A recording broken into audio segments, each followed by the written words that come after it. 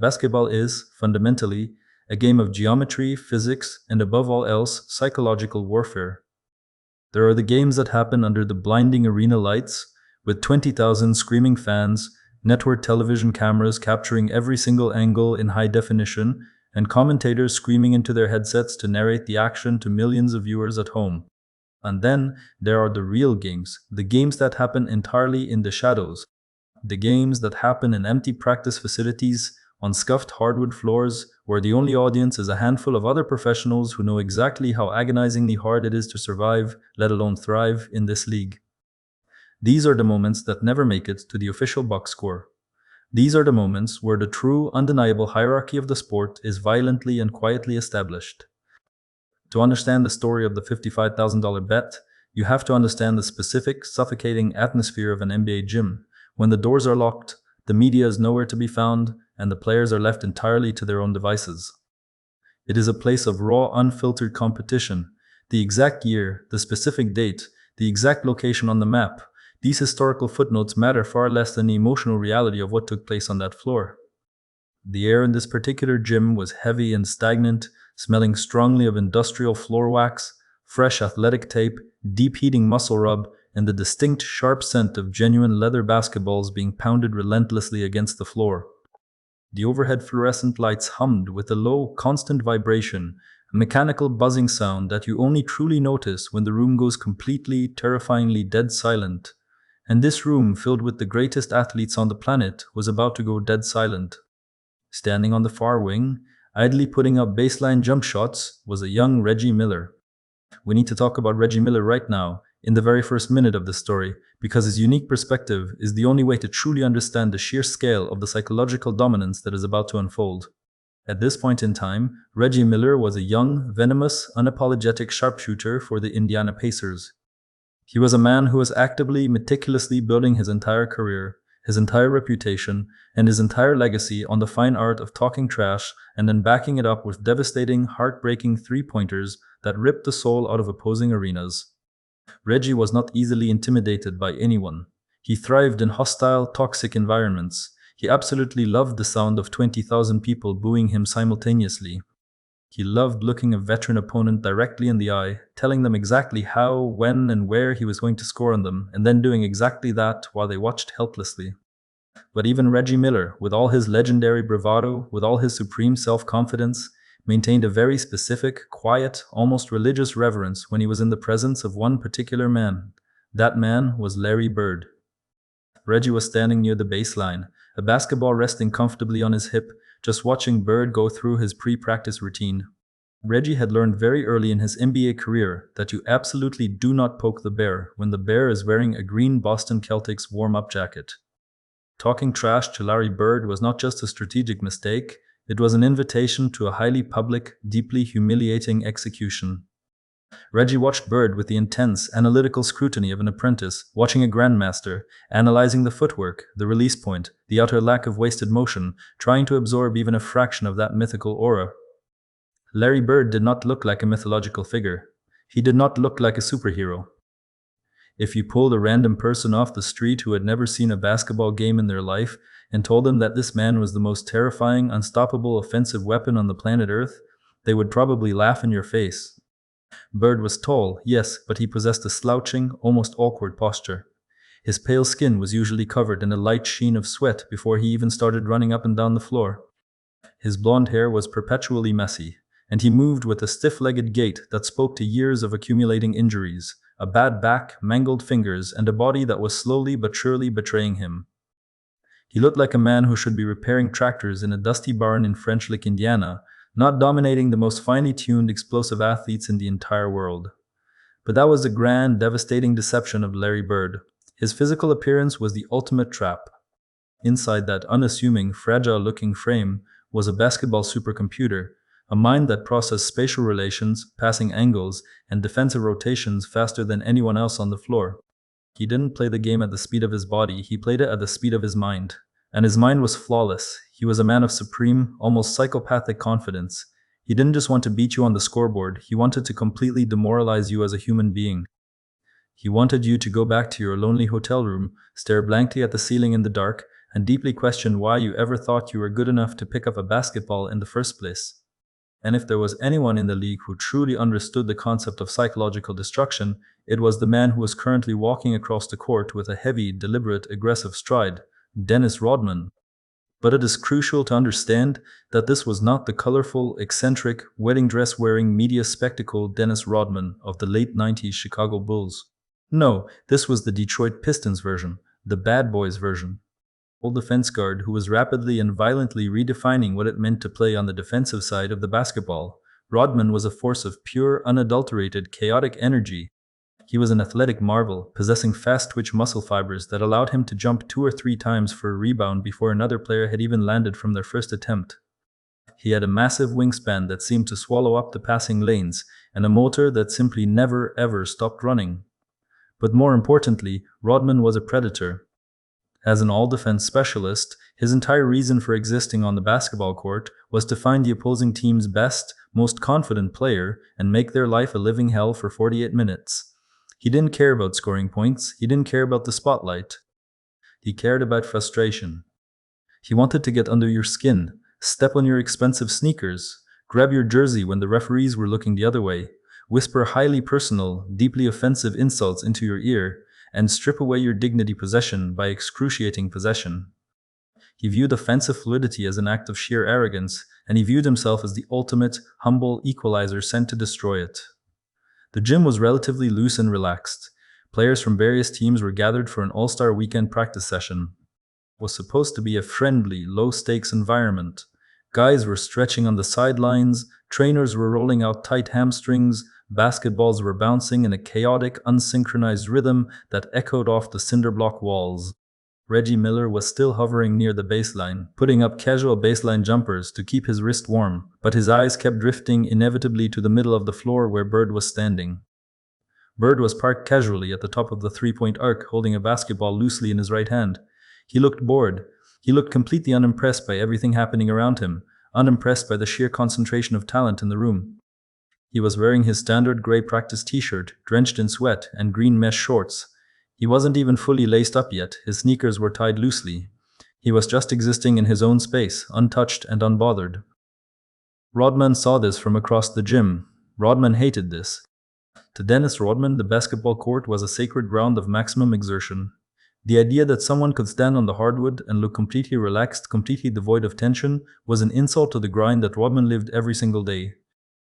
Rodman believed that every square inch of the floor had to be earned through sweat, blood, and physical confrontation.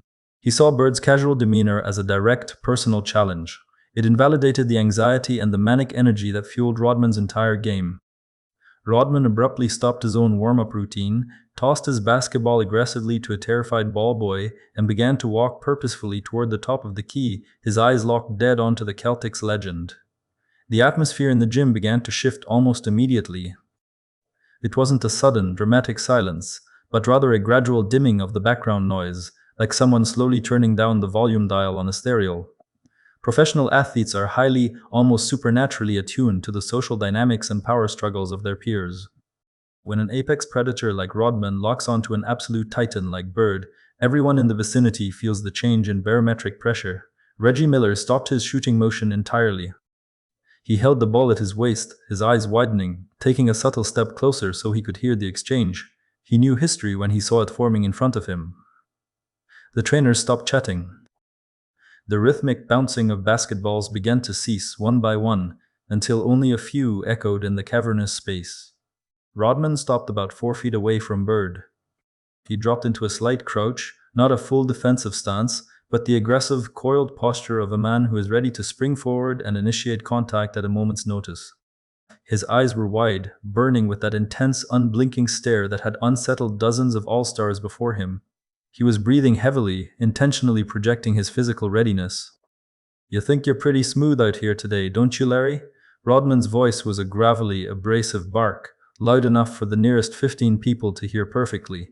"You think you can just stand out here and shoot around like nobody is ever going to touch you?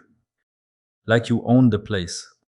Bird didn't even look at him. He didn't turn his head. He kept his eyes focused lazily on the rim, spinning the basketball slowly between his palms, feeling the familiar grooves of the leather, tracing the seams with his thumbs.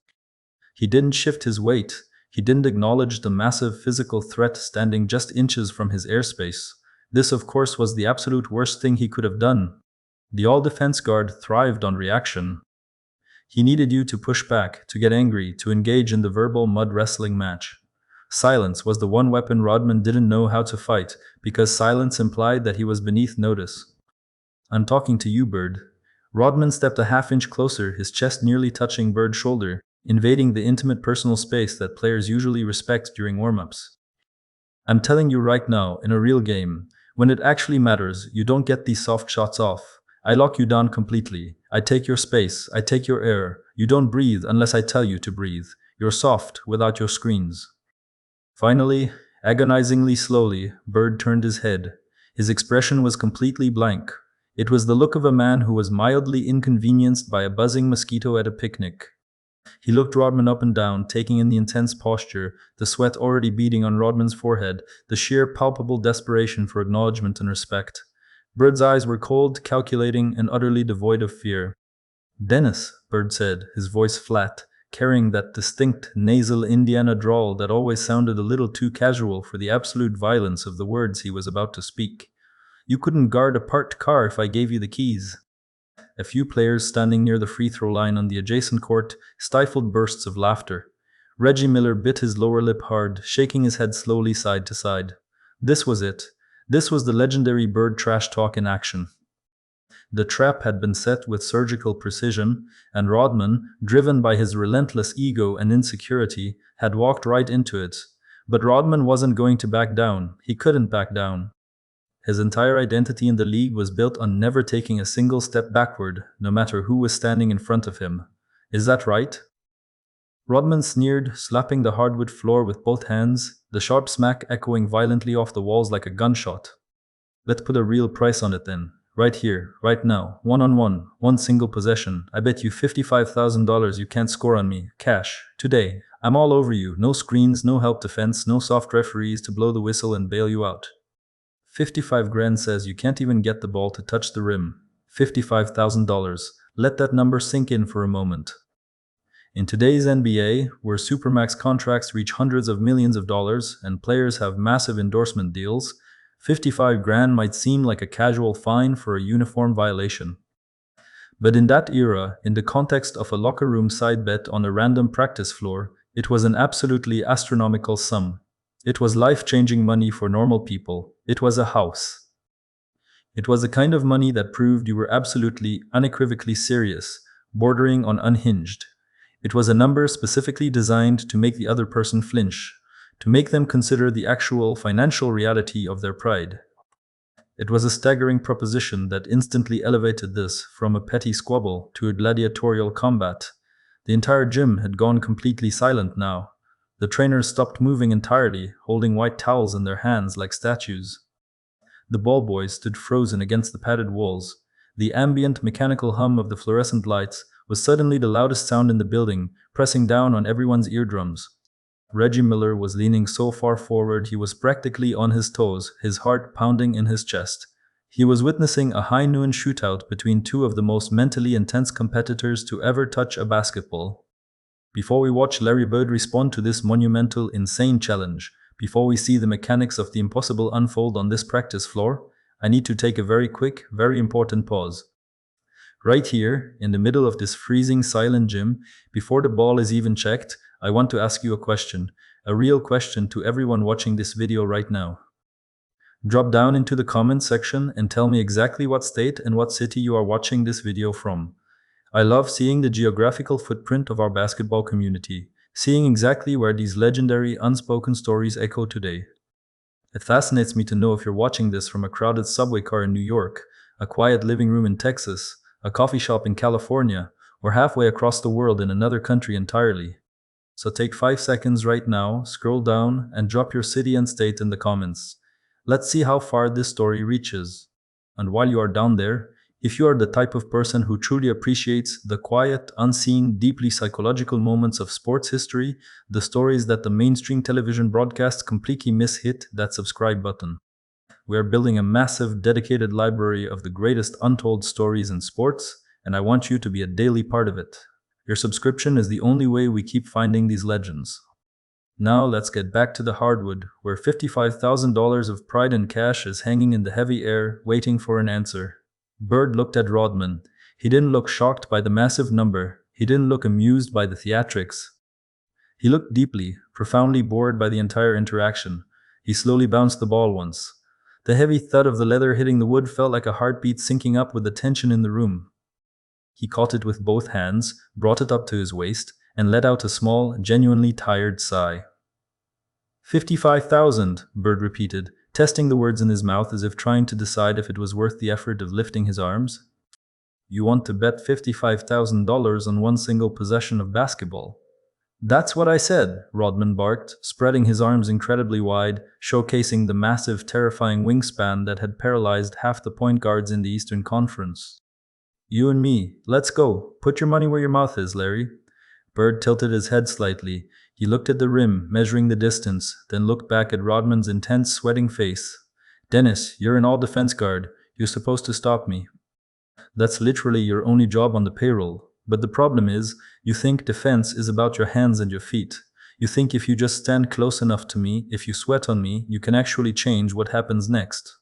You want to bet 55 grand? Fine, I accept. But if we are playing for that kind of money, we're going to change the rules. Rodman narrowed his eyes, suspicious but too deeply committed to back out. What rules? It's one-on-one. Bird took a half step back, putting himself exactly at the top of the three-point line, his sneakers perfectly aligned with the painted stripe. He squared his shoulders to the basket. I'm going to tell you exactly what I'm going to do, Dennis, so there are no excuses when you write the check. I'm going to take exactly one hard dribble to my right. I'm going to pull up right here at the top of the key. I'm going to shoot the basketball. And I'm going to do it with my eyes completely, 100% closed.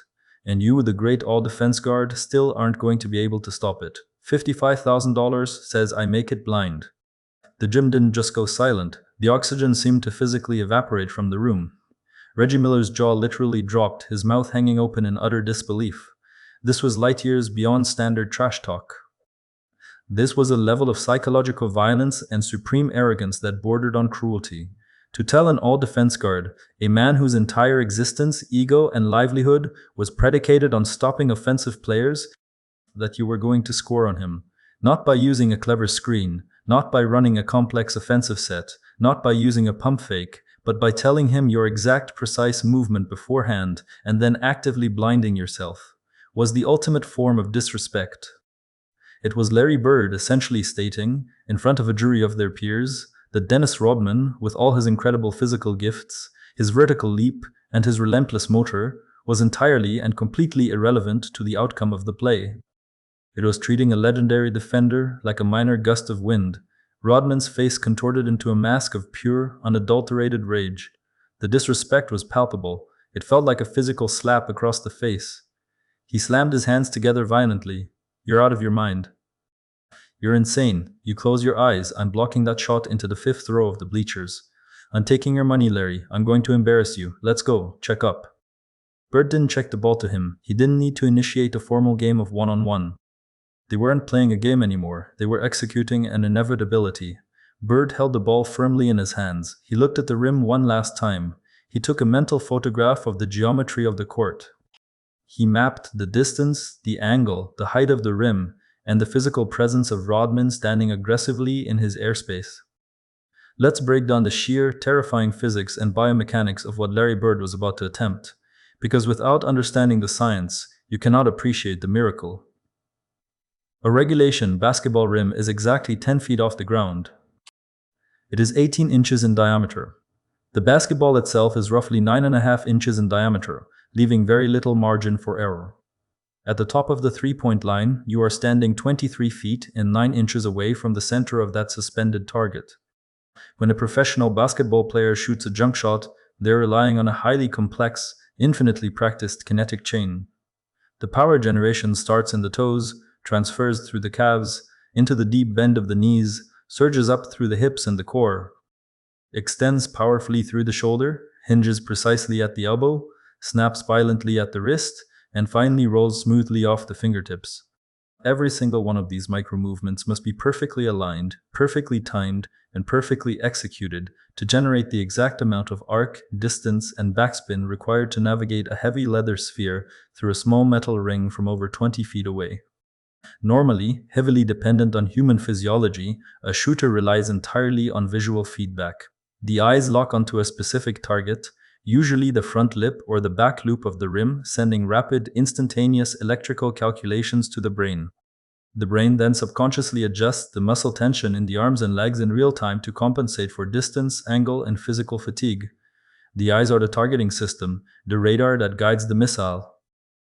If you take away that visual feedback, you are removing the brain's ability to adjust in real time. You are flying completely blind. You are forced to rely entirely on proprioception, the body's subconscious, internal awareness of its own position in physical space, and sheer, unadulterated muscle memory. You are placing a $55,000 bet that your physical body has performed this exact specific kinetic action so many tens of thousands of times that it no longer requires any external sensory input to execute it flawlessly. But Larry Bird wasn't just attempting this in an empty gym for a parlor trick. He was shooting against Dennis Rodman. The all-defense guard was standing a mere arm's length away, practically breathing down Bird's neck. Rodman's reaction time was terrifying, honed by thousands of hours of studying offensive tendencies. He could read the subtle shift in an opponent's hips and anticipate their release point before the ball even moved. Rodman was planning to explode upward the exact millisecond Bird's feet left the floor. He wanted to use his superior athleticism to meet the ball at its absolute apex. He wanted to physically erase the shot from the air and humiliate Bird in front of every single player in that gym. Bird took a deep, slow breath, expanding his chest. He held the ball in his shooting pocket, resting it comfortably. And then, just as he promised, he closed his eyes. He didn't just squint to protect them from the glare of the lights, he didn't blink rapidly. He shut his eyelids completely and firmly, his face relaxing instantly into a serene, almost meditative expression. He voluntarily isolated himself in the pitch-black darkness of his own mind. In that darkness, he didn't see the frantic, aggressive Dennis Rodman. He didn't see a wide-eyed Reggie Miller watching from the baseline. He didn't see the humming fluorescent lights, the scuffed hardwood floor, or the trainers holding their breath. All he saw, all he felt, was the exact spatial coordinates of the rim.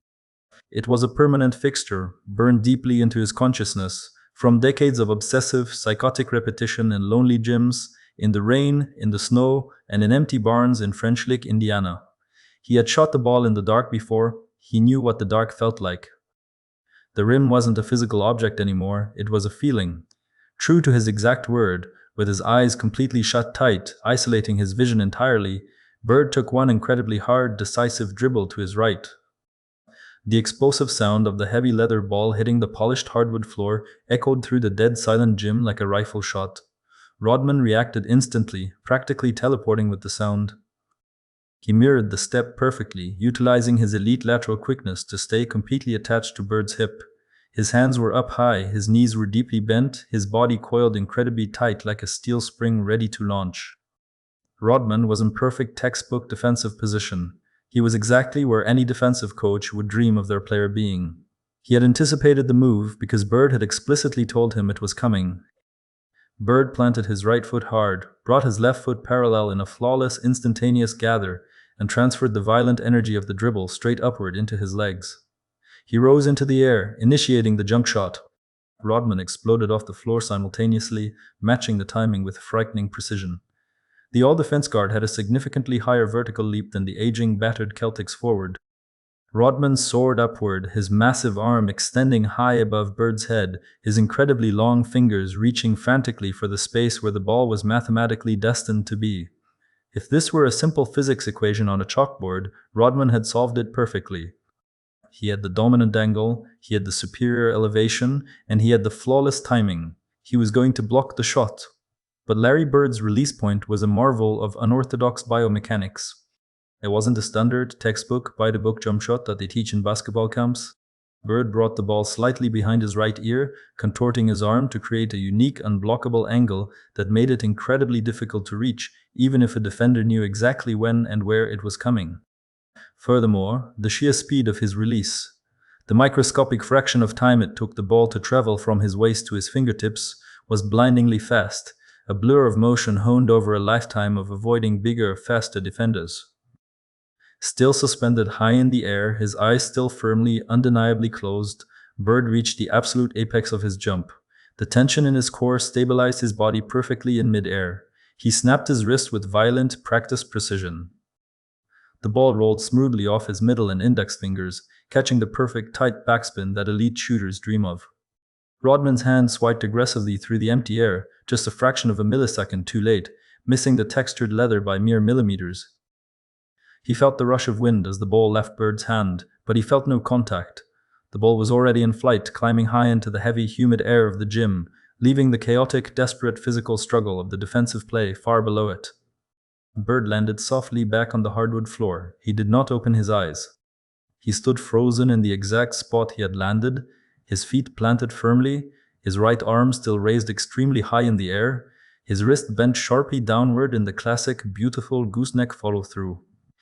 He held the pose like a marble statue cast in a museum, utterly motionless. He looked completely at peace. He didn't need to open his eyes to look at the basket to know the result.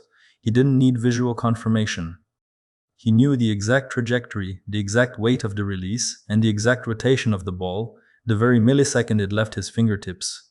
The math was already done, the check was already cashed in his mind. Dennis Rodman landed a split second later with a heavy thud. He spun his head around frantically, his eyes locking onto the orange sphere as it began its steep downward descent toward the hoop. Reggie Miller leaned so far forward he almost stepped both feet onto the court, his breath completely caught in his throat, his eyes wide with a mixture of terror and awe. The players standing near the free throw line on the other side of the gym stopped breathing entirely. For an agonizingly long, stretched out 2 seconds, there was absolutely no sound in the massive facility except the faint, high-pitched auditory hallucination of the overhead lights. The ball seemed to hang in the air, defying gravity, floating on the collective disbelief of 20 professional athletes. The ball did not hit the glass backboard, it did not graze the front iron rim. It did not rattle violently around the inside of the cylinder, fighting to go down. It dropped through the exact mathematical center of the hoop, snapping the tight white nylon net with a violent, crisp, beautiful sound. Swish. It was the sharp, dry tear of an absolutely perfect shot, the kind of sound that resonates in a shooter's soul.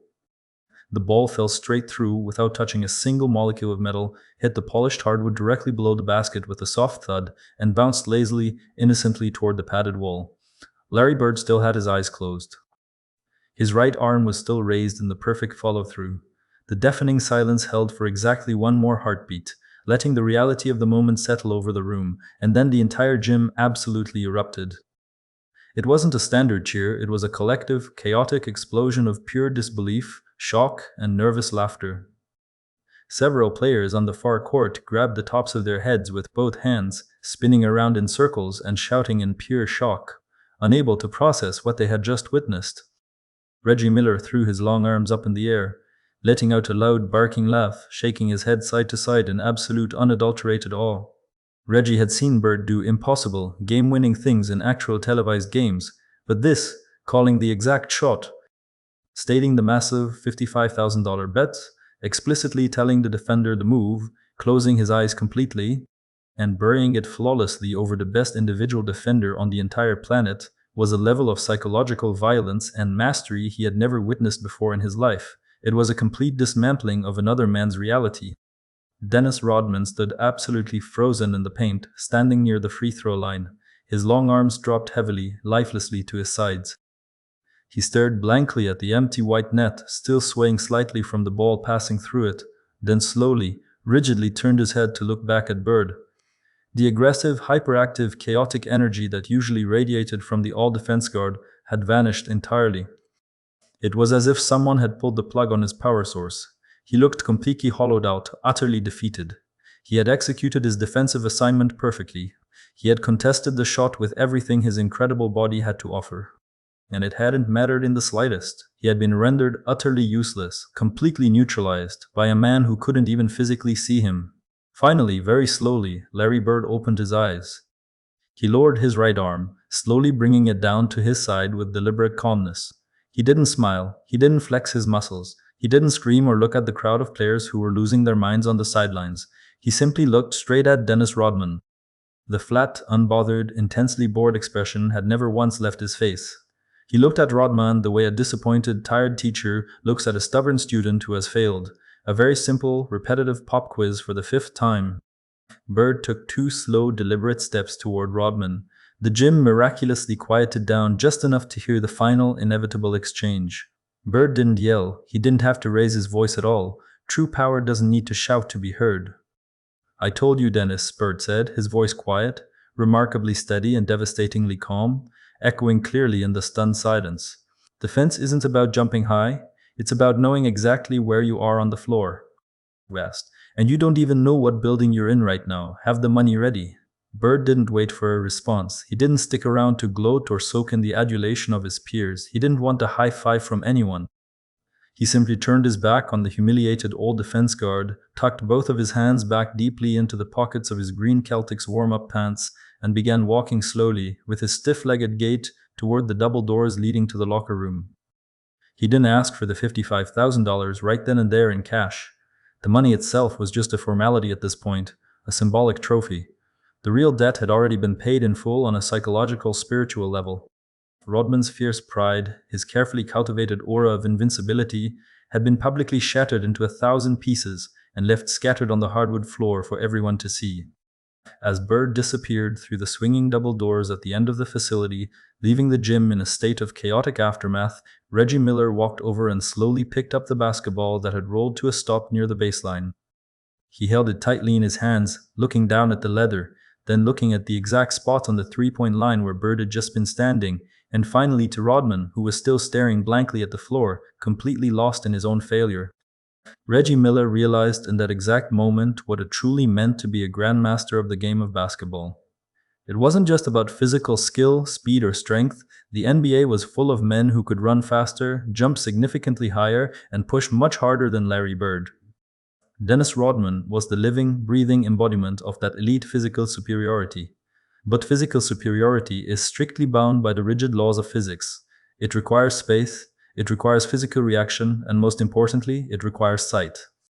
What Larry Bird possessed was something far more dangerous, far more ethereal. He possessed absolute, unshakable, terrifying certainty.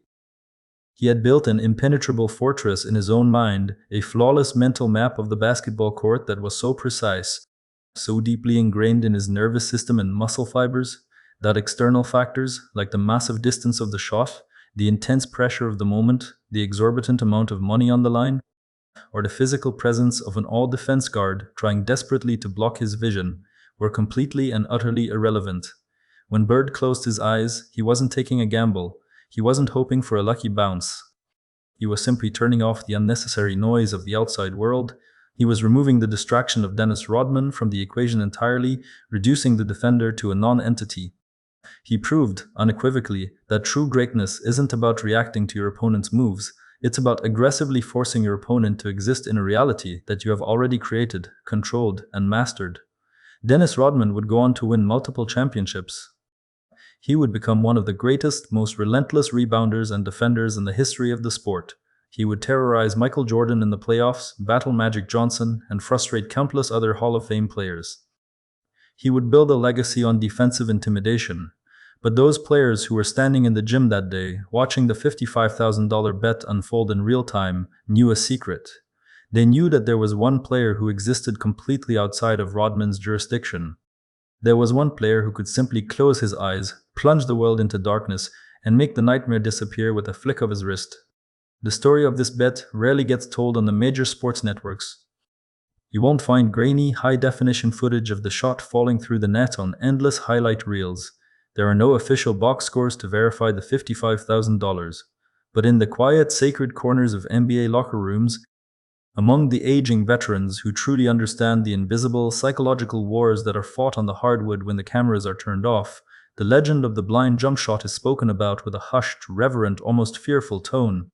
It serves as a permanent, chilling reminder that sometimes the absolute highest level of athletic achievement has absolutely nothing to do with what you can physically see with your eyes, and everything to do with what you know to be unequivocally true in the dark. For Larry Bird, the $55,000 was just a paper receipt for a lesson taught. The real prize, the ultimate victory, was the suffocating silence he left behind in that gym. The absolute, deafening silence of a man who realized that all his defensive prowess, all his incredible jumping ability, and all his aggressive manufactured trash talk were completely, laughably meaningless against a ghost who didn't even need to open his eyes to destroy him. It was a flawless masterclass in spatial geometry, a triumph of thousands of hours of muscle memory, and the most expensive, devastating, soul-crushing lesson Dennis Rodman ever received. And it all happened exactly the way Bird said it would, right down to the final blind release.